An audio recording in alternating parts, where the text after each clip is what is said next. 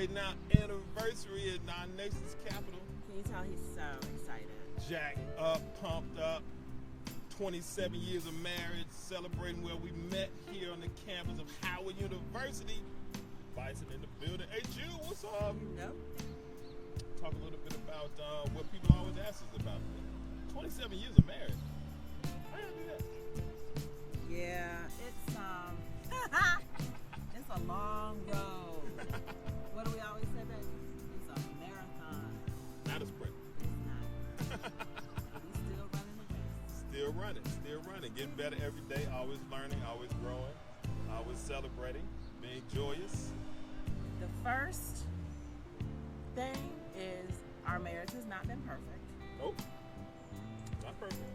We've been through, all kinds of stuff. Marital challenges.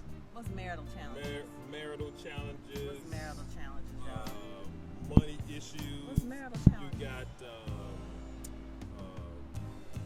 infidelity. Yeah. You got what do you call it? Emotional affairs. You got challenges with children, teenagers, young adults, young adult issues. All of these things strain and stress your marriage. Money, financial problems, Yep. job loss, Yep, big time. not agreeing with other family members, in-law issues. Yeah, all of that. Death of parents. Yep. So It's rough. it's crazy, and that's what's going to happen. Life is going to come at you, and you can't let that affect the first thing, the first union. You can't let that affect you. So it's important to always keep this first, and that's one thing I can say we've always done. Right. I think the main challenges came when in the marriage, when the outside challenges were there. When we thought about this, it was always something else crazy going on that caused the issue with our relationship. And once you identify that it's something else, it's not him, it's not me, it's not any of that, you can fix the problem. You can say, okay, we need to tackle this over here. Right. And the other thing to remember for those of us who are believers is you have to remember you're wrestling with what? Principalities and powers. Spirits, evil spirits, and not this person, not the flesh. Right. It's not in the flesh. And when you remember that, you remember, okay, I'm not dealing with, what he is doing. I'm dealing with something else that's going on in here that shouldn't be. And when you think about the last 27 years, you think about unplanned pregnancies, because we have 4 children. We done playing all them kids. My dad said, I think when we got pregnant the 3rd time, Have you guys figured out why that keeps happening? we were like, and that's another thing, guys. Your sexual relationship isn't gonna fix the other stuff. It's not just that. It's not about just that. Yeah, you have a great sex life, or you don't. And that'll be another video, sexist marriages, because they do exist. Yeah. But for the most part, sex isn't the answer. Makeup, sex, whatever you want to call it, that's not the answer, just masks. So it's really important to remember that this union is first. And if the kids are doing crazy stuff and y'all going through stuff with the kids, always come back to this relationship and just start at the beginning and remember why you decided to do this. Remember why. This ain't easy. So you have to remember why you decided to be in union, why you decided to forgo all other relationships. And when you look and you say, I'm trying to hang out with her because she's skinnier. Well, I'm trying to hang out with him because he has more money or he's more prestigious. That's nothing. That's nothing. And when you think about the bond between a husband and a wife and the longevity of that, I'd say he is definitely my best friend. I think I asked you that the other day. I was like, wow, are you my best friend? And the answer is yes. As I should be. Yeah, but I guess some people say no. I have my girlfriends and I have my guy friends and we do all that stuff, and that's cool. But the way our relationship is I check with Heath. I check with Heath, and he checks with me, and we go.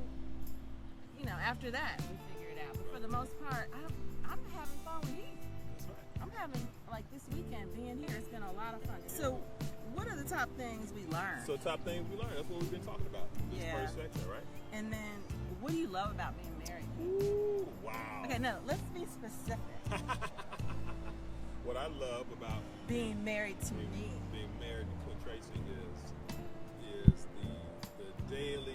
the daily fun that we have, right? So I think Tracy just alluded to it a few minutes ago, that we are best friends, that we have so much fun together, and that we get a lot of humor from the children.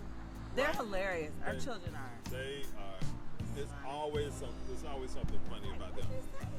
I love that I don't have to play games when I want sex, right? What I do is I create an environment where Tracy always is engaged and is amenable for the most part to that. And so I think that's a big key, a big learning for a lot of people, is that when you have that type of environment in your home, then that's not a big deal, right? So it becomes a non-issue. So I love that. I love a back scratch. Oh my gosh. But let's go back to what you said about the whole amenable to sex. Okay. There are reasons I'm amenable to sex. It's not, it ain't freakish, nothing like that. It's one, he is always doing something I like. Right. He's always communicating to me about what time he's gonna be home. Is he gonna be home at a certain time? He's always teaching our children. He's always engaged with the children and helping me manage that whole thing. I'm home by myself all summer because everybody's home. Yeah. And he's always, he washes the clothes. I don't have to wash the clothes. And you gotta pull me out of the kitchen. Yep, I have to pull him out of the kitchen and say, nope, that's the teenager's job. Let the teenagers do that. Why you doing the dishes, Heath? Yeah. And You've been working all day.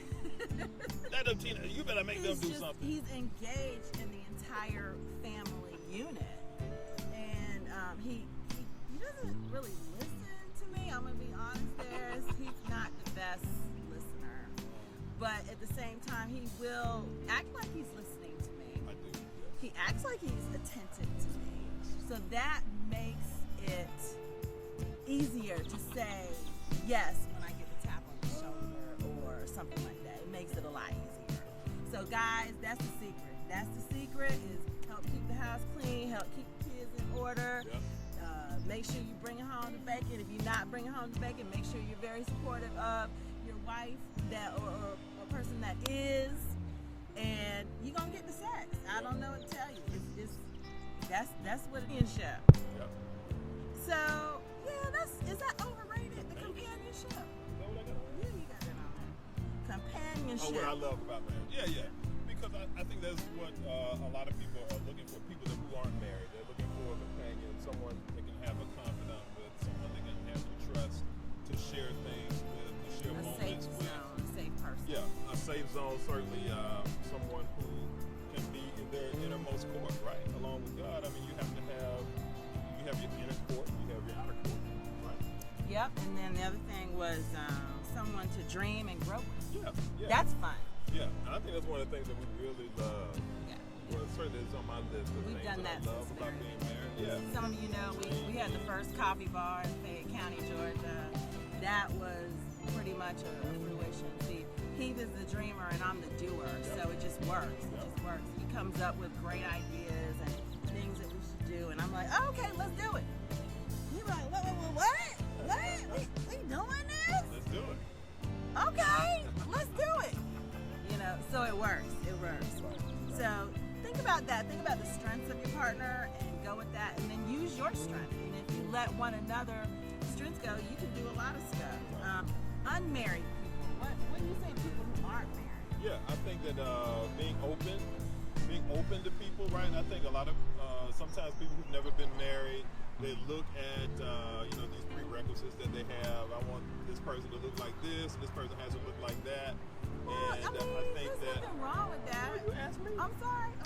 So I was just saying that that looks are great, and but you also want to understand that you're marrying the essence of that person, the spirit of that person. And that's what you're going to be with forever. So you want to make sure that you enjoy them, that you enjoy being around them, that you really receive some deep emotional things, some things that are not just emotional, but there's a deep connection with that person on top of the looks. That's what I'm saying. So the secret here is I'm not my husband's type. I don't know what to tell you, but I'm not. I'm not his type. And yeah, I'm married. They might not be your type. They might look good, but I know everybody kind of has a type: tall, short, light skin, dark skin, long hair, short hair, stuff. Nothing back. No, more junk in the trunk. No junk in the trunk. Muscular, slim, fine. Got a little physical type. Everybody has a physical type that they're drawn to. Right, that they're automatically drawn to. Okay. And that person that may be the best fit for you might not be your type. Why not? But they might fit everything else. And I'm not saying you won't be attracted to them. That's Right. not what we're saying. Right. We're just saying that might not be what you're used to being attracted to. So that's what I mean when I say I'm not my husband's type. That's what I mean. He's very attracted to me. That's not what I'm saying. Yes. I'm just saying the poster girl, that's on his wall. Which is not what I'm saying. That, yes. That's what I said.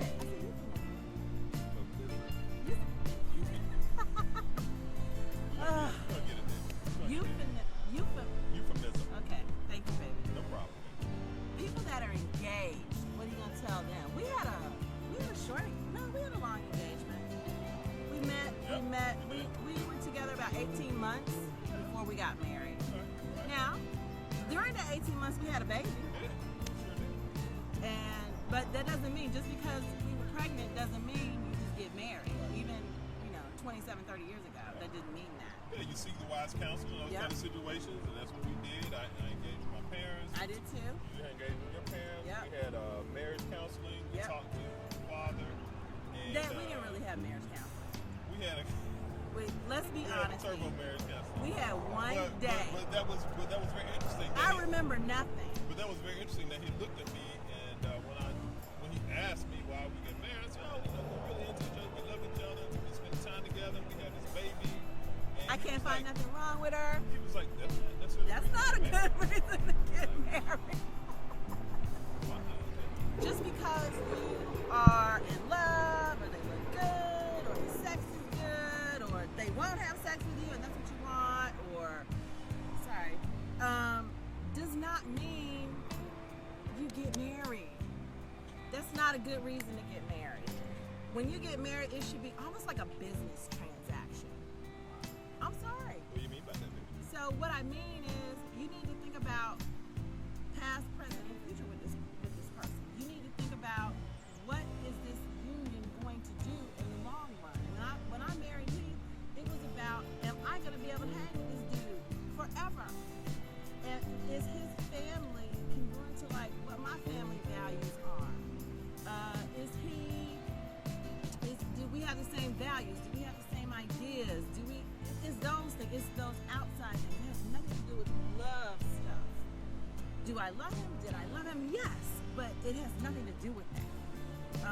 You love a new car you just bought or whatever, but in 5 years you're ready to kick it to the curb. That lovey love, y'all, lasts 2 years. Max. 2 years. And you got the rest of your life. And you got, and you look up and you're like, oh my God, I'm not in love with you anymore. What does celebrity say? The relationship had run its course. Are you kidding me? So it's so much more to that. So when you think about getting married to somebody, I'm not trying to talk you out of it. I love marriage. I'm not trying to talk you out of it. Definitely think about those long term. Are they good with money?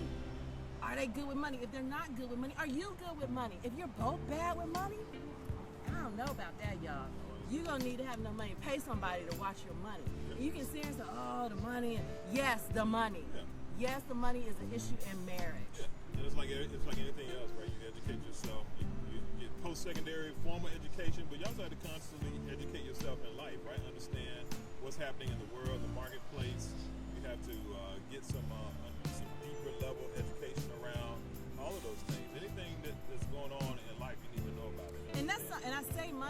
that was a challenge for Heath and I early in our marriage. We're gonna be very transparent. We both grew up very well off. Privileged. Yeah. I grew up very privileged. Right. He grew up very privileged, and it was something that wasn't really discussed in our house like that because it was not an issue. Right. Money was not an issue in our house, and same thing with Heath's upbringing. It wasn't an issue.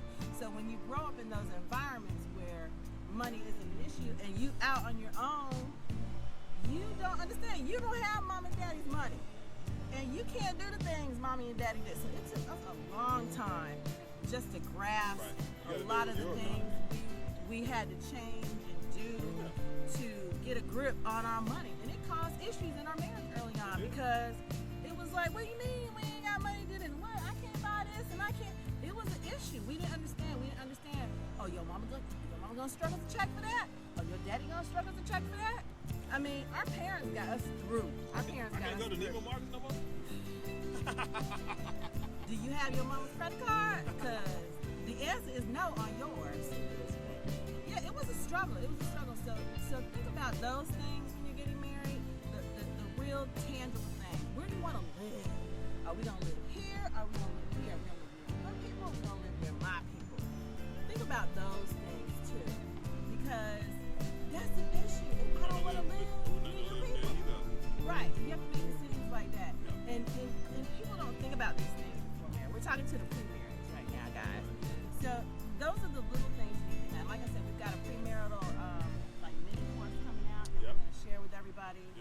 And we really put some thought into it, and it's kind of based on things I wish I knew when I got married. The people they out here, they planning these weddings, spending all this money, and they ain't talked about marriage the first. They ain't talked about where we're gonna live.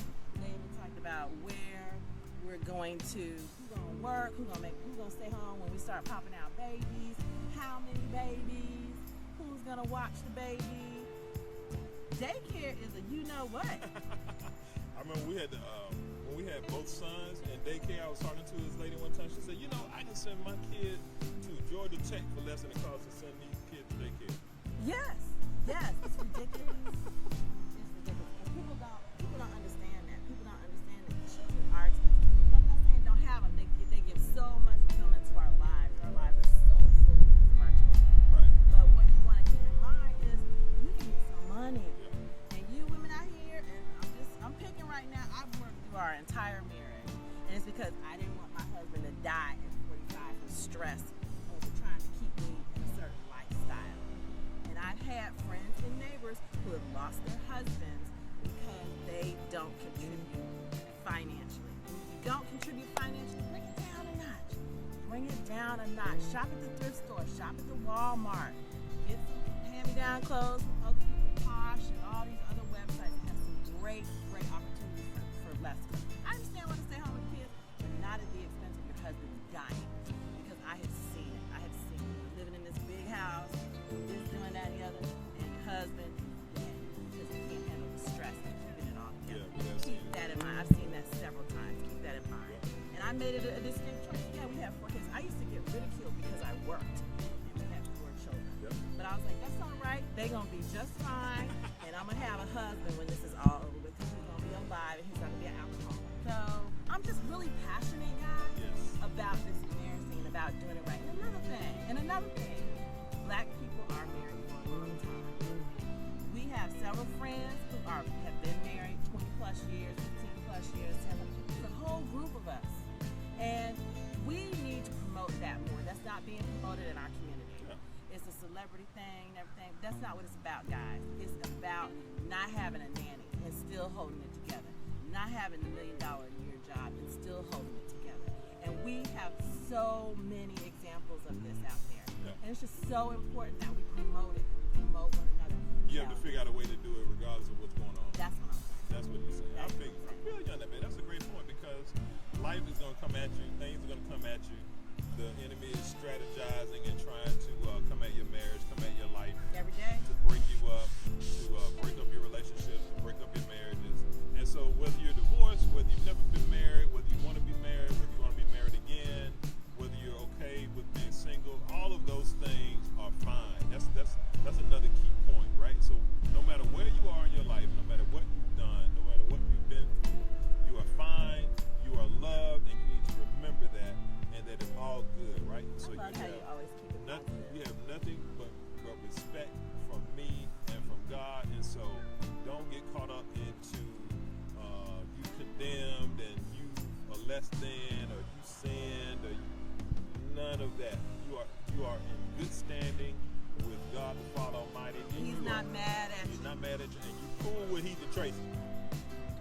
about that? So glad you guys could join us, whether it's live on the replay, and reach out to us. Hit up HeathandTracy.com. Check us out. We're gonna make sure you subscribe to the website, and we're gonna keep you in the loop with some of the cool things we got coming down the pike. I think Tracy already mentioned our mini course we're gonna have soon. I'm so excited about we that. got some other things that we have in place, so stay tuned for that. And peace and love. Thanks so much for supporting Tracy, and stay connected to God, stay connected to your family, stay connected to your spouse or Your significant other. We love you guys. Bye-bye. like and subscribe.